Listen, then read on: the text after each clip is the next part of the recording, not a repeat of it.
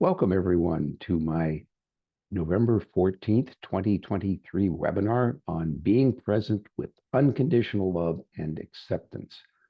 My inspiration for this webinar was that recently several of my clients asked me to help them be more present with their physical afflictions. And these clients had enjoyed years of experience of spiritual development. Excuse me a second, I'm going to clear my throat.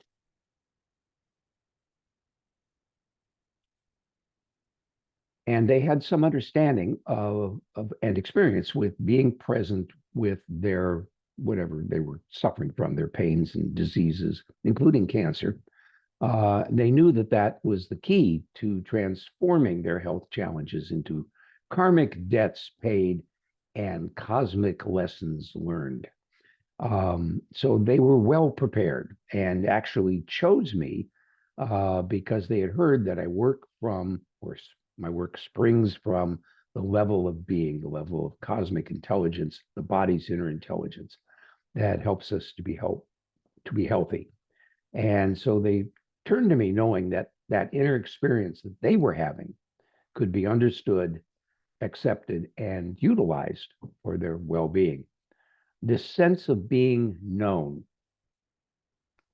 by a client, this sense of being known, to be understood and accepted, created a safe space for our work together. And this notion of a safe space is something that I've been doing, of course, for a long time, but this work that I've just been doing recently with clients really helped to bring that home to me, that when I sit with somebody and invite them to share, their concerns with me, and then to go very deeply into the source of their problem, that we were creating this safe space that would allow them to do that without, the normal sense of vulnerability and the fear of, revealing themselves without that getting in the way. So a safe space is a place that a person could just be and be with themselves and be with what's going on in the deepest level of themselves, that level where the stresses reside, that level where intelligence is transformed into physiology. But when there's stress and strain in the physiology, when the energy is disturbed, then that does not get fully expressed and can lead to disease on the physical level of the body. So understanding that safe space, I found really helped to inspire me even more and inspired me to do this lecture. And it goes very much with the one that we did last month on wellness based on being, that helped, that looked at and helped us understand how we create health within ourselves, particularly when we're not actually feeling healthy. That is to say, when we have some problem. So we need to start out by what it means to be present. And I think most of the people that have worked with me have practiced Transcendental Meditation Program, Maharishi's Transcendental Meditation Program, and they have a clear experience, at least at times, of diving deeply into their own self-referral consciousness.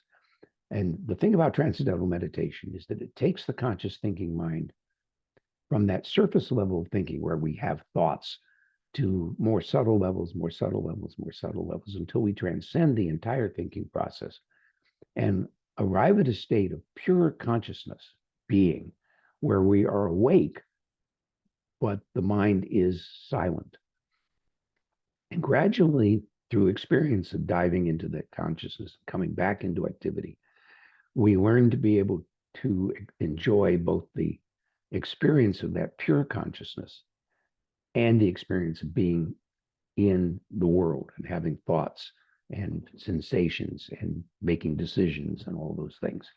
And so the Transcendental Meditation to me is the foundation of getting that. Now, there are other approaches I know, and people practice other approaches, and hopefully they are producing or helping to develop that experience of pure consciousness.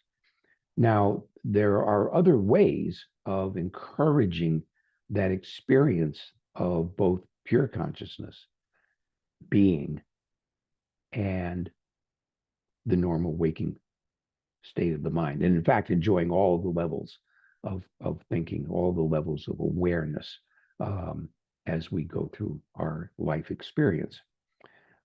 So being present means being awake within, and that's often called enlightenment. And so there, at least to some degree of enlightenment as we're doing this work. When I work with someone, my basic internal process is to dive into that depth of awareness, that pure consciousness, and from there deal with whatever is manifesting in a person's physiology, looking to see where the energetic blocks may be, clearing them up, and resolving whatever conflicts may exist at that very subtle level, the level where we have, as they say, the storehouse of impressions, the stresses and strains that we've acquired, not only in this lifetime, but that we have brought into this lifetime from past lifetimes. And impressions come from all sorts of things, all kinds of stresses that occur in our life that create an energetic shift within the body that gets stored in the body. Now, we deal with those stresses only in the present because there is only the present. Whatever we're experiencing, we are experiencing right now. And so things from the past or things from the future, the not that which it says in the, I think it's the Bhagavad Gita, that which is not yet uprisen, the future, but it's the direction is there within the past and the present.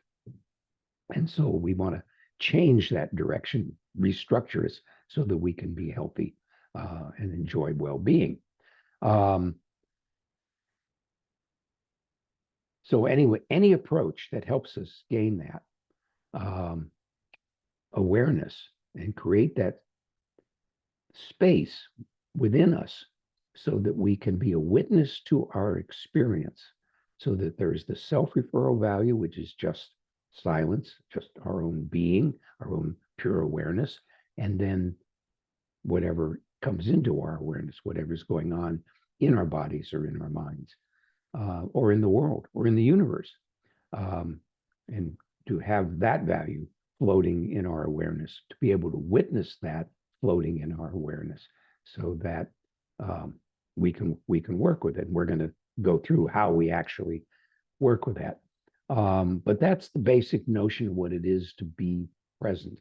Now, one of the main approach that I use in helping people be present to what we do is through language. And so the way we describe our experience is very valuable for helping us differentiate between our self, our true self, our most silent level of self, and what's happening in our experience. And that's all centered around the notion of our individuality, our ego. The ego owns our experience. But if that ego is small, as we say, then it's our experience and the ego are not separate. They're all one. But if we can expand the ego, using that kind of terminology, to be a bigger ego until it is a cosmic ego, until it is completely the witness of experience, then we have a situation where there is a experience in the world and experience within ourself, just the silence within ourself. And when we encourage that with language, we create a very simple process. And you've heard me use it many times if you've worked with me or attended webinars. Something inside me feels. And as soon as we say that, something inside me, there is me, and then there is something. And there can be many somethings, and we may have to deal with many somethings.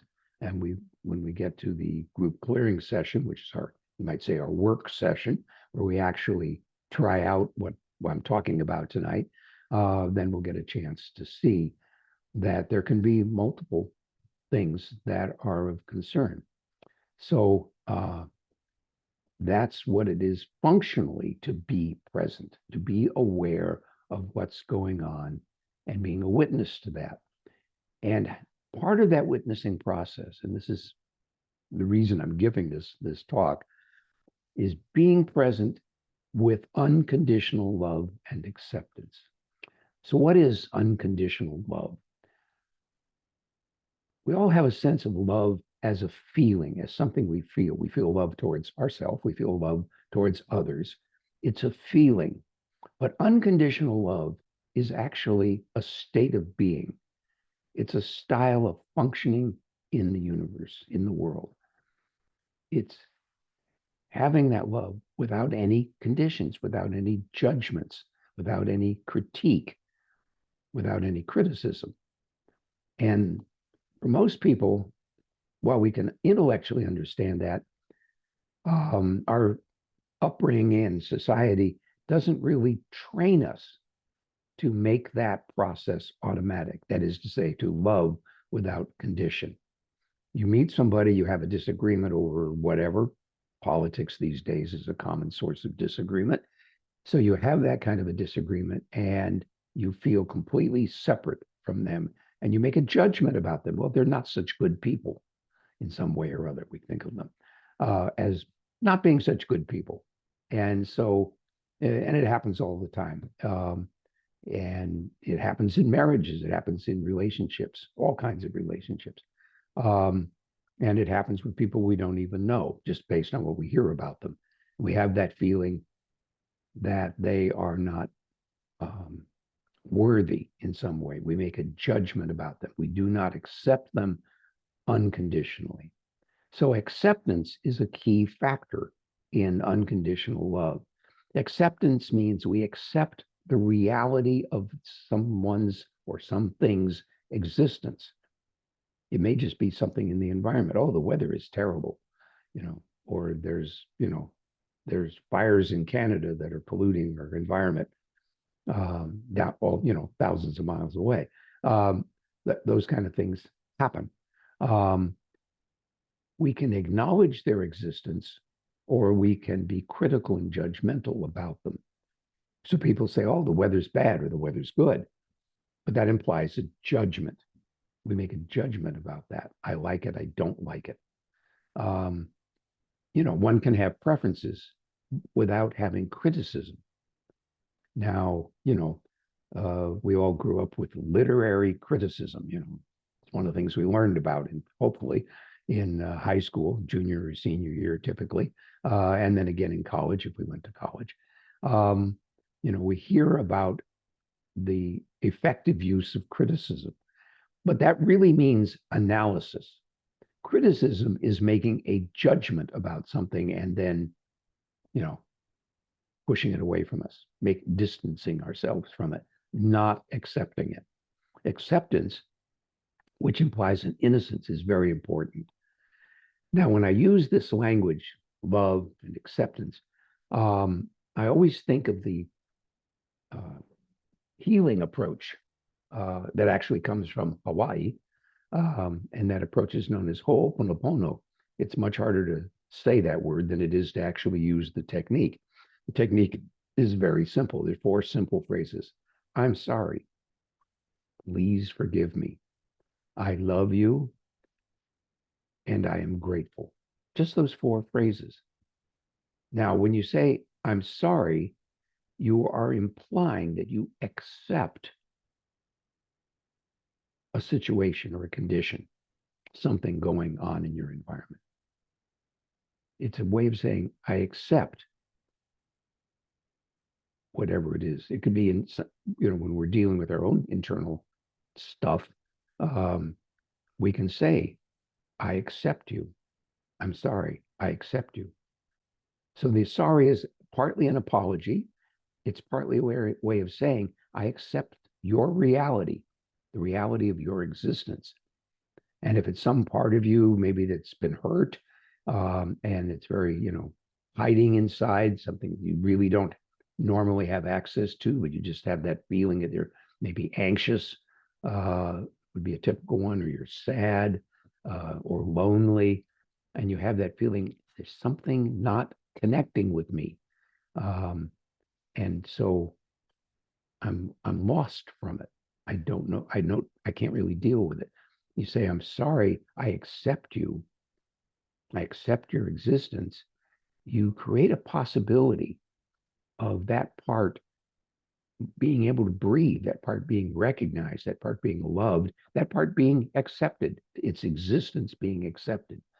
And that's a very powerful tool for healing based on the ability to be an observer, an objective observer without being judgmental by giving unconditional love. Now, love, we normally think of that feeling, it's a warm, fuzzy feeling, and it's a feeling of good feeling towards whatever the object is, even if it's ourselves. We say, well, I love myself. I have a good feeling about myself. I like who I am. And that's fine. So we have that level of acceptance, and we accept other people in that way too. So when we're feeling that acceptance, that love, it's a state. It's a state of it. Just there it is. There it is. Now, there can be feelings, warm, fuzzy feelings of love, but fundamentally, it is that state of acceptance, no conditions, acceptance without conditions. And in that, again, is the power for healing. Why?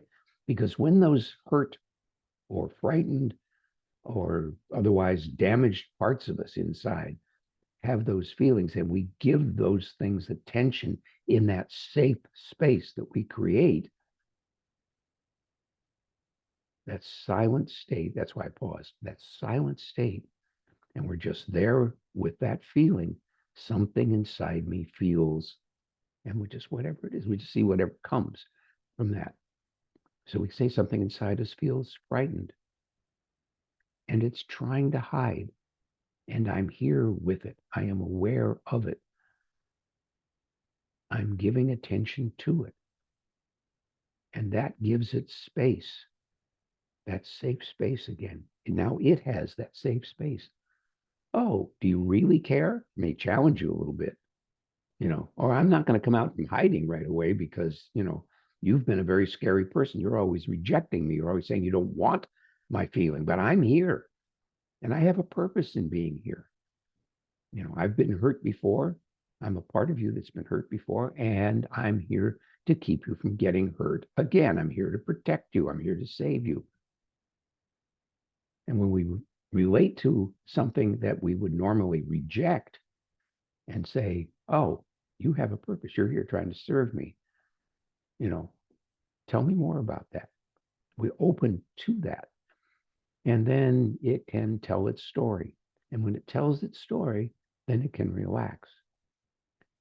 Now, there's an interesting thing. I have quite a bit of background in psychology and psychoanalytic theory. My father was a psychiatrist. He taught me some things, and then I learned others, particularly in college, but also more along the way. And being able to, or I was taught that we try to protect ourselves. We have defense mechanisms. And if we talk about stuff, if we talk about our problems, they get better. The problem with that is that we tend to talk in stories. We tell ourselves, and maybe our therapist, but we're telling ourselves really a story about ourselves, about our suffering and why we suffer and how miserable we are when we're suffering and so on. And we get better, maybe, but very, very slowly. And I'm not a patient person that way, not about health and not about mental health. I want to see rapid transformation.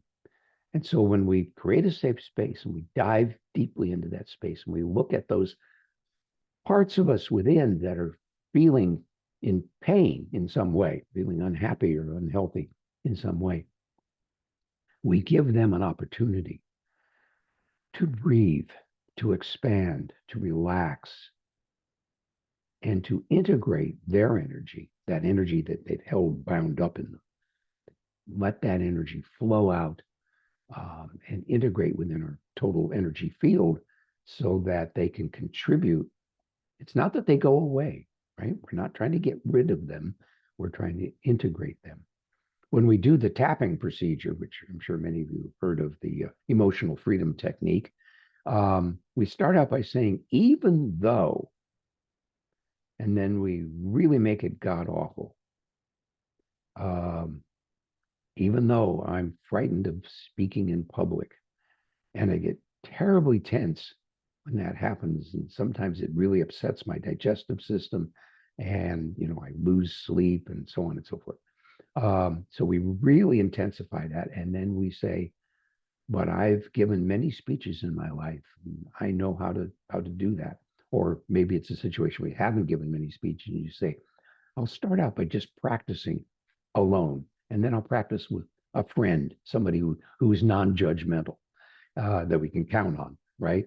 And then maybe a little group, and then we'll give a big group, or speak in the public the way we might have been. I actually went through that training at one time. I was a very shy person. Most people don't believe that, but I was very shy as a youngster. And as I grew into adulthood, one of the ways I overcame that was to actually get trained to be able to relate to people who were in complete disagreement with me on some issue, whatever that might be. And so I had formal training in that. And that's what we did. We practiced. We practiced by ourselves. We practiced with a friend. We practiced with a little group of people.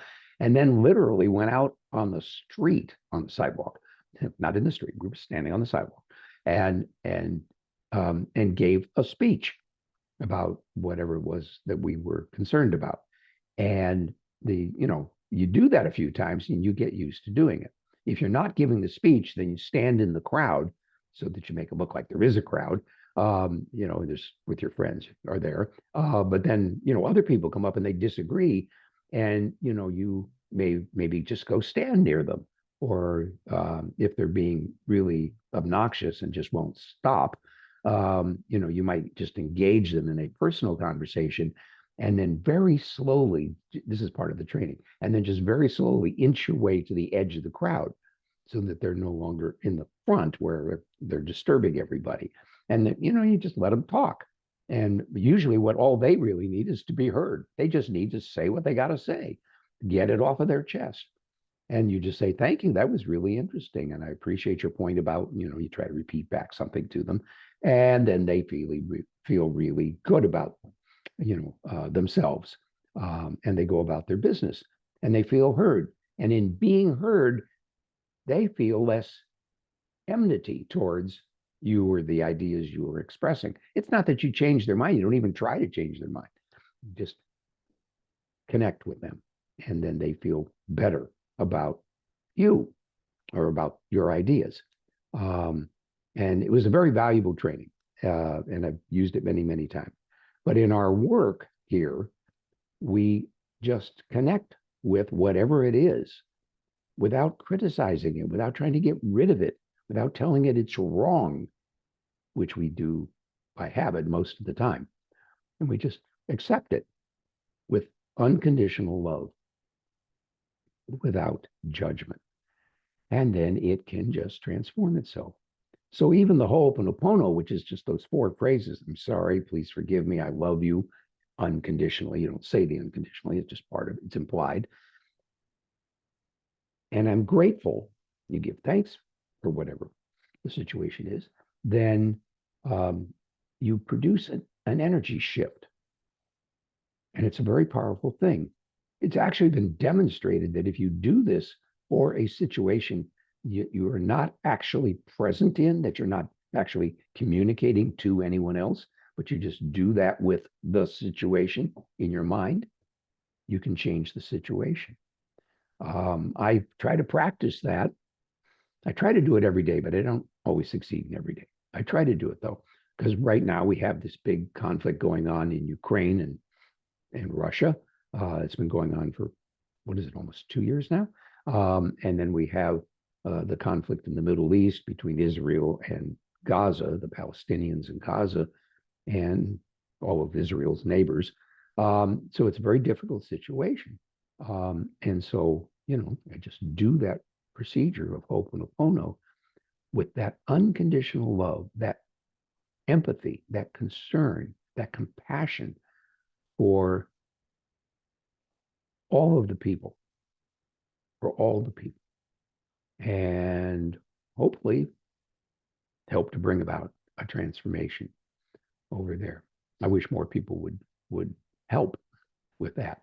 Um, and of course, just meditating, if you just have that notion before you meditate, oh, I wish there were peace in the Middle East right now.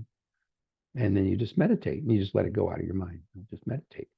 That impulse of harmony and peace gets radiated to that situation, to those in that situation. And they're certainly not going to be able to put their finger on it and say, that guy meditating over there in Iowa, he changed my mind. It's not how it works. They don't even know. But they feel differently. They begin to realize that, oh, this is creating enormous suffering for everybody. It's costing us a fortune. And people are injured and dying and terrified and so on. And I don't want to keep going with that because, it's pretty uncomfortable. But, we have that situation. We can transform that situation. Okay. I think just one last idea.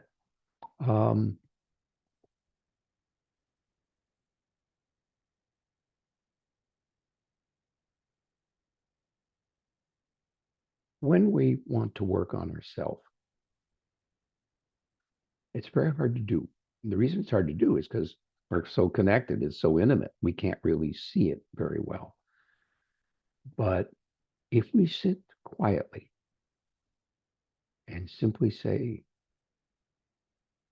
I have this concern, and this is what we're going to do in the group clearing session here in a few minutes when we actually practice this. You're sitting in that state and you just say, I have this concern. Something inside me is hurting. Something inside me feels ill. Something inside me isn't healthy. And I'm here with it.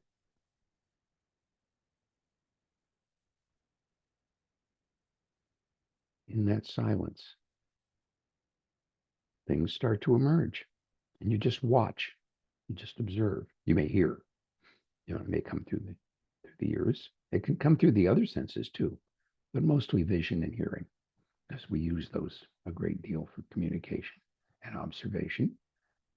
And we're there just observing that. And it's a painless process. We don't relive the misery.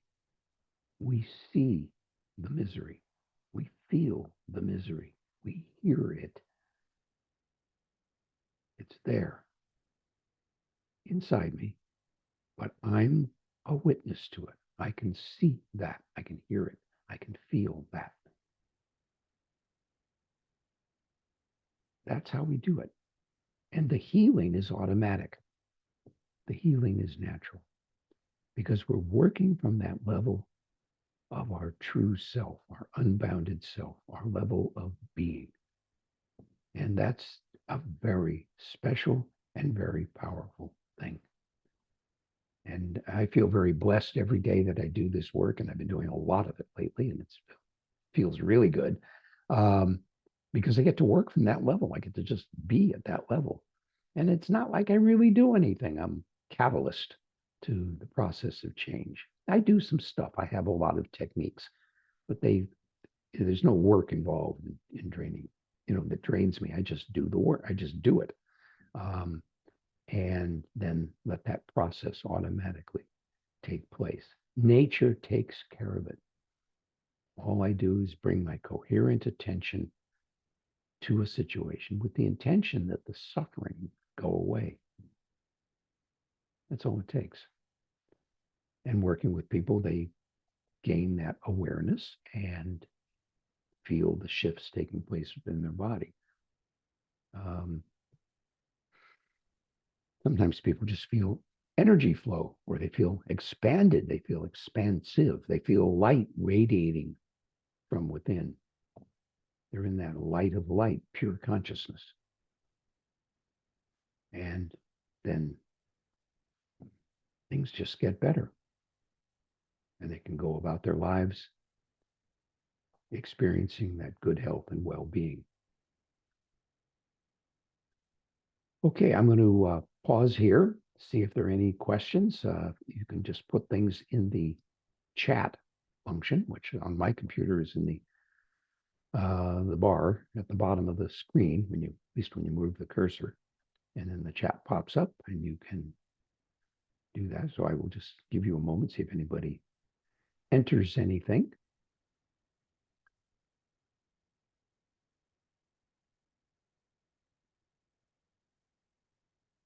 Yeah, maybe everybody fell asleep. Or if his spirit really wants to get on with the group clearing session. So that sounds good. So I'm going to end the recording here, but just make a note for those who may watch this video on YouTube, on the Partnership for Wellbeing channel. The next webinar in December will be December 12th. That's the second Tuesday. Webinars are usually on the second Tuesday. So it'll be December 12th, and it's going to be called Feral Child. Think of feral animal, feral cat, which means basically a wild or not domesticated cat. So it's going to be on the feral child, that part of us within that is maybe a bit of a wild thing, and often suffers a great deal of criticism and judgment, and sometimes abuse. But is a part of us and that needs to be recognized and accepted and given unconditional love. And we're going to do that for the first time. I've never done it before, but I'm going to do that presentation with a singer-songwriter named Tess Posner, who recorded a wonderful music video, which is entitled Feral Child, and it describes her experience with the feral child and learning to love that child and take care of it rather than reject it and repress it. So with any luck, we'll be able to play the music video during the webinar. So you'll get to hear it. I'll try to get the version with the text on the video so you can catch the lyrics perhaps better than if you just were hearing them. So I'm really looking forward to that. That's why I'm sort of dwelling on that. I'm really looking forward to doing this webinar on the feral child with Tess Posner on the 12th of December. So with that, I will end this recording.